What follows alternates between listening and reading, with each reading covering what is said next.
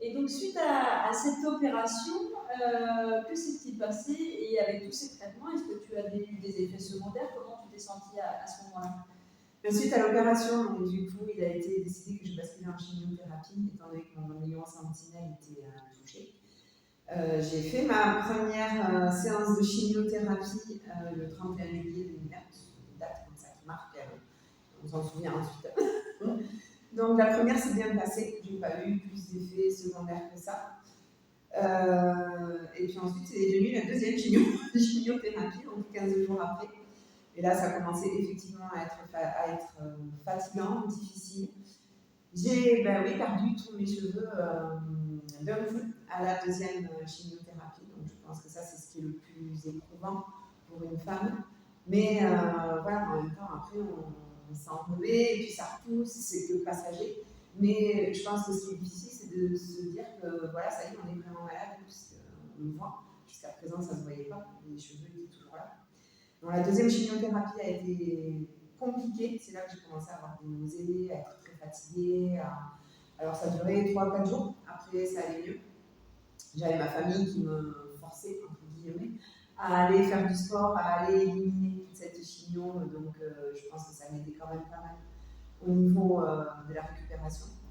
Et est venue la troisième chimio, parce qu'en fait, les cycles de chimio, on a d'abord trois chimios qui sont très, très, très dosés, très difficiles à supporter. Et ensuite, on a 12, de mémoire, je crois que c'était 12 chimios qui sont dites d'entretien, donc en fait, qui ont beaucoup moins d'effets secondaires que ces 3 premières. Et là, la troisième, ça a été très, très, très difficile pour moi, pour ma famille, parce que là, vraiment, je l'ai senti d'un coup une fatigue extrême, et puis je ne pouvais plus me lever, je ne mangeais plus, je ne buvais plus. J'ai passé, c'est-à-dire 5 jours, pour moi, ça a duré 5 jours. Vraiment très, très, très compliqué. Et puis, le 6e, on se remet, parce que de toute façon, on n'a pas le choix, et puis il faut avancer. Et si on veut guérir, il n'y a pas d'autre solution, et il faut avoir le moral, et puis se dire, voilà, allez, je repars. Ma famille a été très importante et a joué un rôle primordial par rapport à mon moral.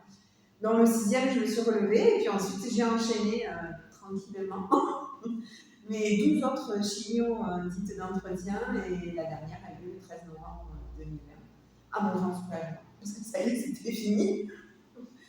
Et ensuite, une fois que tout ce cycle-là a été terminé, j'ai dû me faire réopérer, parce qu'une fois que le ganglion sentinelle est touché, ils sont obligés de faire ce qu'ils appellent un curage axillaire pour enlever d'autres ganglions. Donc je crois que j'en ai eu 8 ou 9 supplémentaires à enlever, pour être vraiment certain que le cancer s'est arrêté au seul ganglion sentinelle et qu'on n'en retrouve pas ailleurs. Donc j'ai eu ce curage axillaire en décembre 2020. Et puis ensuite, j'ai basculé en radiothérapie. Et donc, ce sont tes vrais cheveux et pas une perruque. Non, c'est pas une perruque. Non, ils ont bien repoussé. Ce fut long, puisque mes tout premiers cheveux ont repoussé 3 jours avant Noël. C'était un joli cadeau de Noël. Mes nièces m'ont tout pris comme ça. Et puis ensuite, petit à petit, donc voilà, d'abord, ça repousse comme les bébés. C'est-à-dire que d'abord, on a une espèce de duvet qui pousse. Et puis ensuite, les vrais cheveux reviennent petit à petit. Alors, c'est un peu la surprise, parce qu'on ne sait pas trop comment est-ce qu'ils vont être. Et bon, moi, pour le coup, je n'ai pas perdu mon change, donc je suis contente. C'est-à-dire que voilà, j'ai eu pas mal d'effets secondaires avec la chimio, et je pense que du coup, c'est une petite récompense d'avoir les cheveux que j'ai aujourd'hui.